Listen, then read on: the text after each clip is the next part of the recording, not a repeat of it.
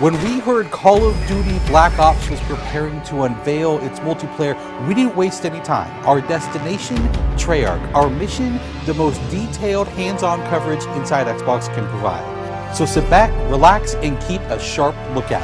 Every feature you hear about in this preview has never before been done in a Call of Duty game.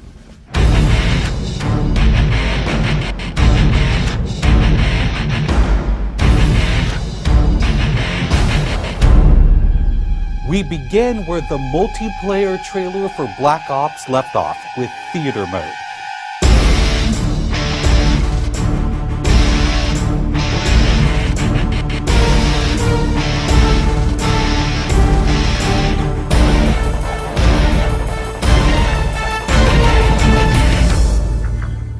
Dan Bunting explains.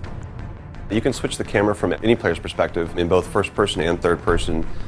You can detach the camera and go into free cam mode, which allows you to fly anywhere on the map, basically. It's really interesting when you pause the game and go into free cam, you just see all the particle effects just in their full glory, just frozen in time, and it makes some really awesome footage.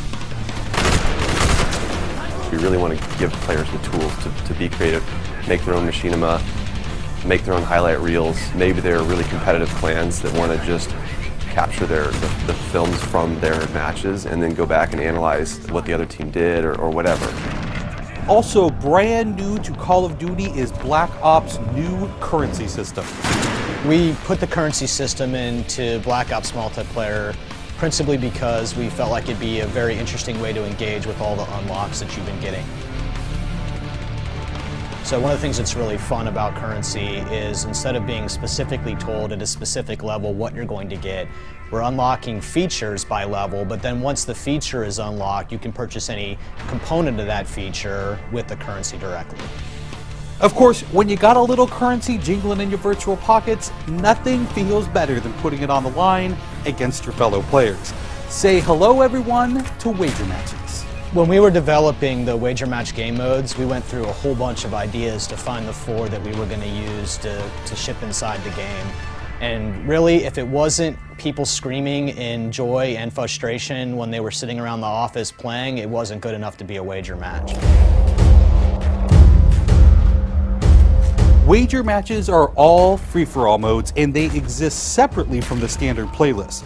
They include game modes like Gun Game, where you're in a race to score a kill with 20 different weapons, beginning with pistols and advancing through ever more explosive weaponry.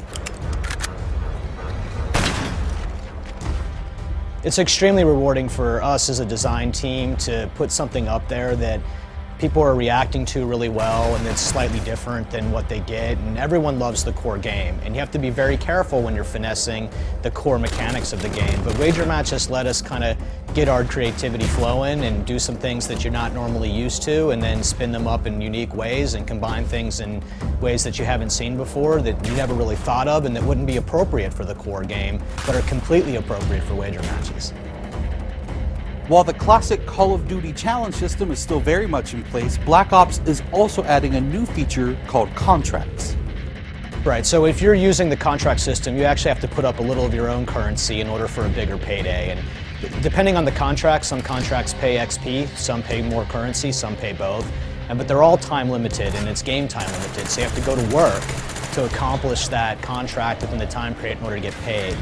It's different from the challenges, in so much that the challenges some players like to use very aggressively, and they map out their path through the challenge system in order to maximize their XP gains, in order to level faster. And then a whole nother set of players uses the challenges sort of passively. They're there, when you get them they feel good, but contracts gives you a way to directly engage with the content inside the game. It says, hey, I'm an SMG guy, I want SMG based contracts, I'm going to chase my contracts and I'm going to get paid. And that's fun. Another focus for Black Ops is player customization, including things like unlockable face paint, unique perk-specific character models, and a whole lot of weapon customization. We've been we stole the line from Full Metal Jacket, this is my weapon, this is my gun, and we're chanting that around the office as sort of our mantra for this feature. Originally it started with one of our designers he just made kind of an offhand comment one day where he said, you know, I really have a certain attachment to the weapon that's my favorite. I want to make that weapon mine, and that was all it took. So from there it was just, what are the things that are cool? It's like, put your clan tag on your gun, of course. And we've got, the implementer by itself is an element of creativity for players. And then the reticles, of course, so why not give people the option to select what kind of red dot they have. Maybe they don't like a dot, maybe they like a circle, maybe they like a triangle, maybe they like a standard crosshair, maybe they just want a line. And then there is combat training, which allows you to get comfortable with the trappings of multiplayer by competing in matches against AI-controlled opponents. You know, it's our hope that combat training can convert people who are largely single-player gamers who might have, dabbled around in multiplayer but never made that leap to playing online, and give them kind of this experience where they can get familiar with the mechanics and features and systems that multiplayer has, but they can do so at their own pace, they can do so without someone screaming in their ear what a noob they are, and practice up and then join the competitive fold. Experienced players could use combat training to practice up on a particular weapon, a particular tactic, or a particular map. So we think it appeals to both audiences, but most directly, it was designed to help new players get into the mix.